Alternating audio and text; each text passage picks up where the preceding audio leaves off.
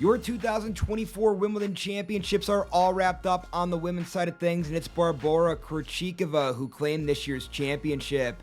What's up, everybody? It's John Eric Paula here to do my last little bit of coverage here on Wimbledon. And in today's video, we are recapping the whole entire women's tournament by reviewing the good, the bad, and the ugly from this whole entire tournament that had a lot of twists and turns and was a very fun tournament to follow along with. So let's get started today by going over the good. We're going to go with Barbora Krejcikova here, your champion this year. She was a 100-1 underdog coming into this year's tournament, and she was also in a half of the bracket with a lot of big names on it.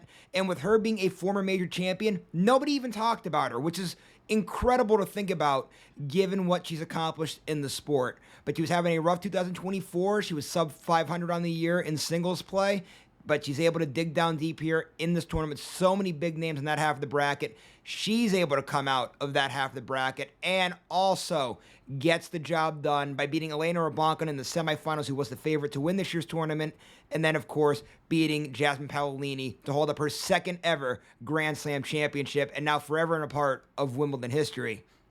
Also, while we're on this category of the good today, guys, I do want to talk about Jasmine Paolini here. Paolini, her great 2024 continues. Little upsetting here to not see her win this year's tournament because she had such a great tournament. She's been playing so great over the last month. And this matchup, too, with Krejcikova, it was a great three-set matchup, back and forth the whole entire match.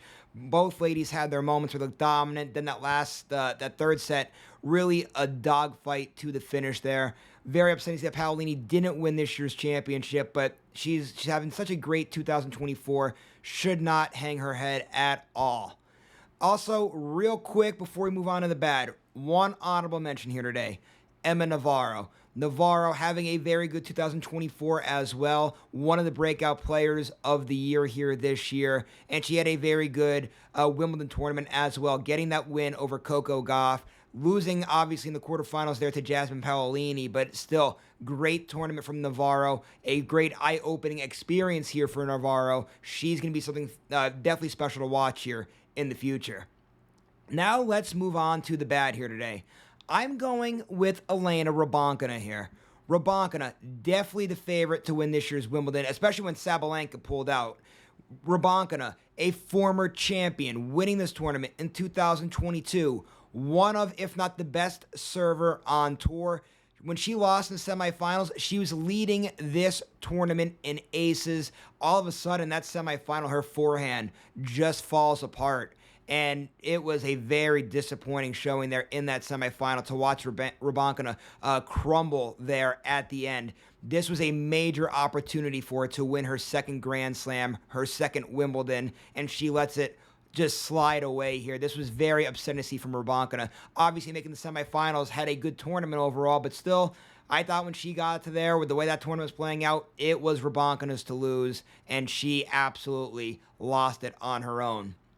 And really quickly, guys, want to also mention, too, in this category, the injury to Aryna Sabalenka. When I did my preview and prediction video for this tournament, I picked Sabalenka to win this year's championship because I really like the draw that she had. She's a very good server. She has the power game that fits well with the grass tournament. Like I said, that draw was absolutely perfect for her. And then that injury, shortly after, like 2 hours after I posted that video predicting her to win it, is when all the news came out that she was dealing with a shoulder injury. The next day, she would eventually pull out of the tournament. Very disappointing to see from Sabalenka there. I hope and pray that that injury gets better and gets better soon, because the sport is way better when Sabalenka is playing, and I'm wishing her a very speedy recovery.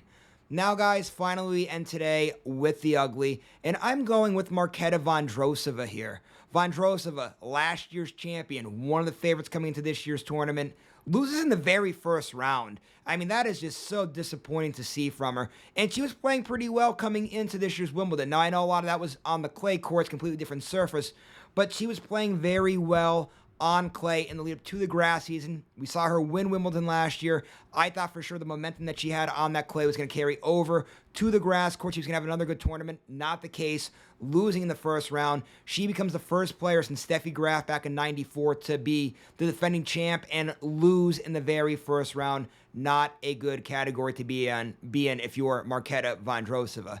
So that was the good, the bad, and the ugly from this year's Wimbledon Championships. It's a fun tournament every single year. And on the women's side of things, 8 straight years of having a different champion. So much parity in this tournament. It was a fun one to watch.